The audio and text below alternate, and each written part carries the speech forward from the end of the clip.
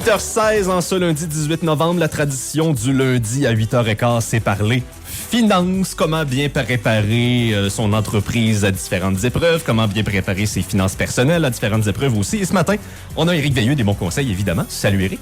Bon matin. Donc là, ce matin, tu voulais parler justement surtout aux entrepreneurs pour les assurances à invalidité. C'est sûr que ça peut s'appliquer à n'importe qui aussi. Mais avant ça, Éric, là, je te donne un devoir. Ouais. Je te donne un devoir parce que là, l'année fiscale se finit très, très, très bientôt. Puis tu en as parlé en dehors des ondes. Ouais. Là, bientôt, je vais vouloir que tu me fasses une espèce de bullet point, d'une petite liste de quoi ne pas oublier pour bien finir. Ça va être ma chronique dans 2 semaines. On va être 1er décembre. On va arriver juste bien dans les dates pour être capable de parler à son conseiller financier, à son comptable, puis tout. Parce qu'il y a quand même des choses à savoir, là, mais je vais allumer des petites lumières vite, là, mais... Je vais parler CELIAP. C'est sûr et certain qu'il va réfléchir là-dedans.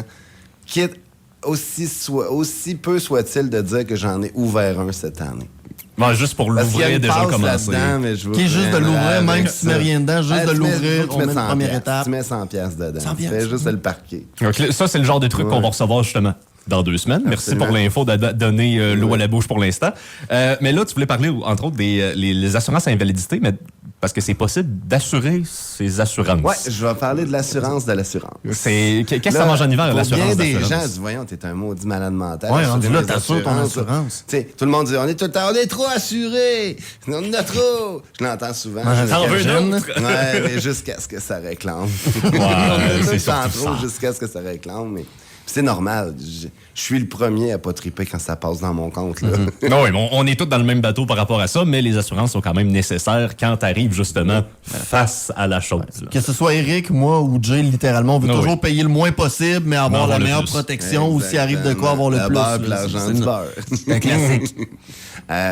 Dans le fond, ce que je veux parler, c'est que souvent maintenant, les assurances, c'est pas rare qu'on va voir des 300, des 400$ par mois de primes d'assurance, là, passer, mettons, 45-50 ans. On voit dans les compagnies des 25 000, 30 000 par année de primes d'assurance. Mais ça, c'est des concepts fiscaux. Souvent, c'est pas juste de dire j'ai une assurance-vie sur ma tête. C'est que fiscalement, ces gens-là, ils font un plan de retraite avec l'assurance. L'assurance, je l'avais parlé il y a 2 semaines, 3 semaines. Ça crée un compte de dividende en capital en cas de décès que tu peux sortir l'argent de ta compagnie net d'impôt à tes héritiers en cas de décès. Okay. Là, il y a bien des gens, on s'est fait un beau plan, Eric, ça va bien, la personne travaille, les employés travaillent. Demain matin, il arrive une bad luck, t'es plus capable de travailler. Fait que là, moi, je dis tout le temps que le propriétaire d'une entreprise, c'est souvent la vache à lait de son entreprise. C'est lui qui l'a starté. C'est lui qui l'a starté. C'est lui qui a les contacts avec les clients pour faire les ventes. C'est lui qui sait où appeler. C'est lui, tu sais, veut pas être un entrepreneur, c'est gérer bien les affaires. Puis c'est aussi apprendre à déléguer. Puis tant mieux, plus qu'on délègue, mieux c'est.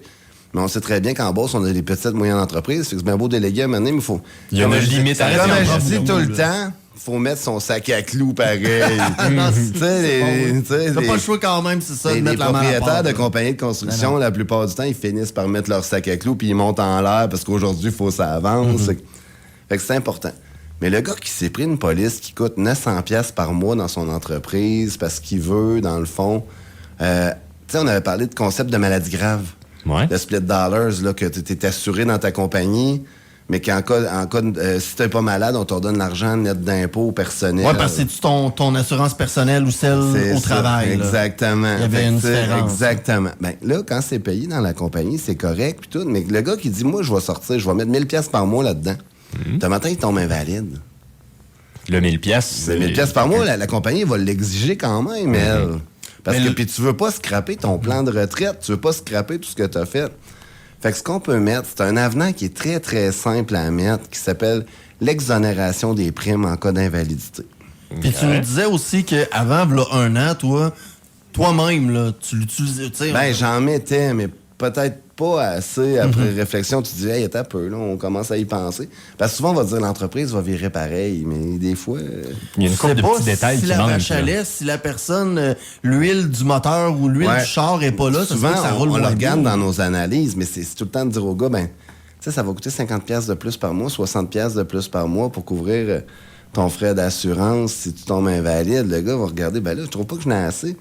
Mais avec du recul, tu te dis, ouais, non, je pense que ça vaut la peine de backer ça, parce que c'est une assurance retraite que tu prends sur ton assurance. Ouais, de juste être capable C'est d'avoir le montant faut comprendre assuré. le concept. Faut comprendre le concept, faut regarder les capitaux.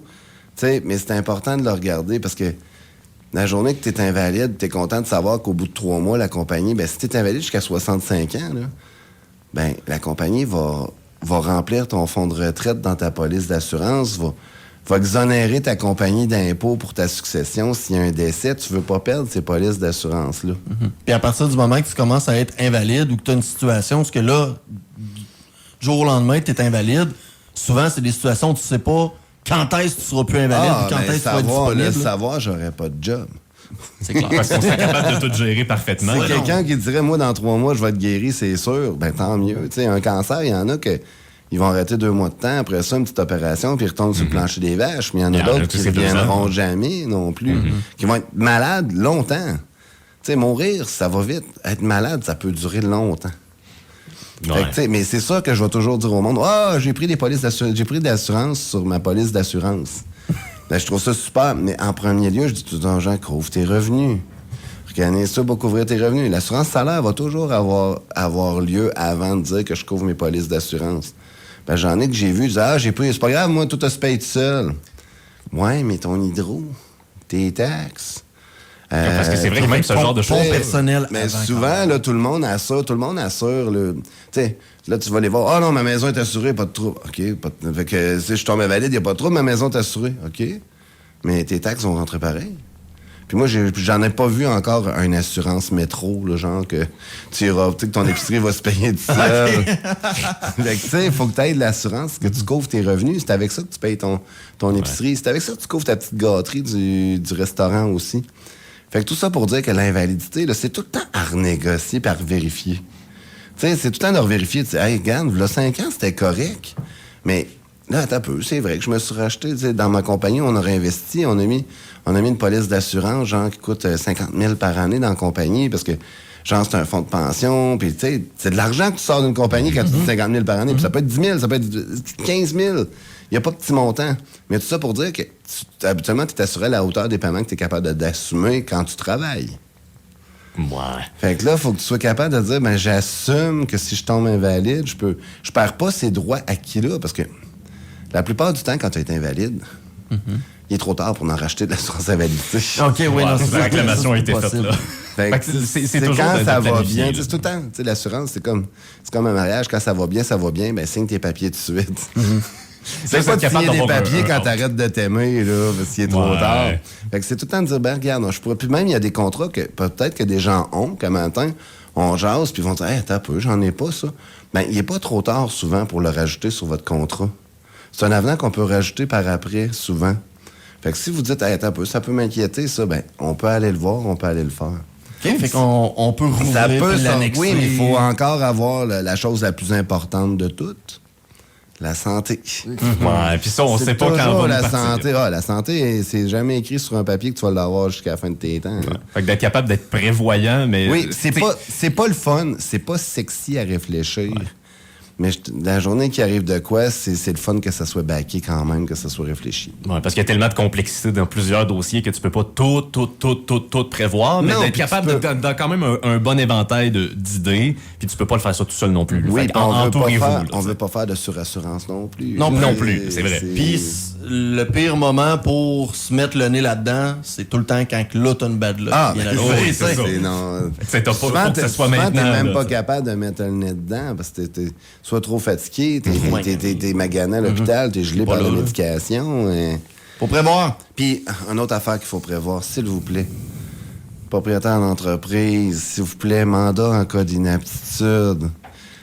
Le mandat en cas d'inaptitude, c'est quelqu'un qui est mandaté, notarié, que si t'es pas capable de toi signer tes papiers, si t'es pas capable de toi faire tes réclamations, ben que t'as déjà nommé quelqu'un qui va être apte à le faire pour toi, qui a un papier notarié, puis qui peut se servir. C'est tellement important le mandat. Parce que sinon, tu te ramasses dans une situation où si ça arrive, Là, t'as plus Cette leader. personne-là, elle n'a aucun lien. Là, il faut que tu passes devant le juge, nanana, ça prend des temps et des temps, puis tu tombes Ça peut aussi créer, public. ça peut créer un petit peu de bisbille aussi au sein d'une entreprise quand t'as l'espèce de conseil qui Si veut c'est se pas mêler. clair, Vraiment. c'est qui le leader numéro 2. Exactement. Mais si c'est pas clair, puis c'est dur à mettre ça clair.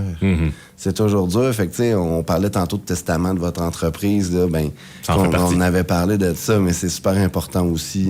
Ouais, fait que le genre de choses que vous pouvez justement survoler en prenant rendez-vous avec un des membres de l'équipe des bons conseils, c'est ce genre de choses-là. Absolument. Assurer des assurances, voir quel genre de manœuvre financière vous pouvez bénéficier dans tout ça. C'est de tout regarder. C'est ça, faire un grand survol. Absolument. Pense à ce quoi toi tu penses pas ou Exactement. tu connais pas. C'est leur Absolument. travail d'aller chercher toutes ces petites clauses-là puis de te donner les bénéfices, mais aussi de s'assurer que crime t'es couvert. Se tout ce que t'as besoin. sécuriser mentalement, ça a un prix aussi. C'est un peu moins lourd après ça, hein, Ouais, quand tu absolument. te couches le soir. Absolument.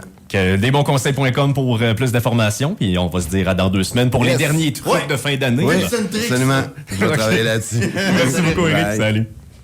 Desbonsconseils.com vous a été présenté par Éric Veilleux et son équipe située au 135-25 boulevard Lacroix à Saint-Georges. De la naissance d'un enfant au transfert d'un patrimoine, différentes stratégies s'offrent à vous. Parce que chaque situation financière est unique. Vous devez vous assurer d'en tirer le maximum. Notre équipe d'expérience est là pour vous donner les bons conseils dont vous avez besoin. Communiquez avec nous au 228-72-24 ou desbonsconseils.com.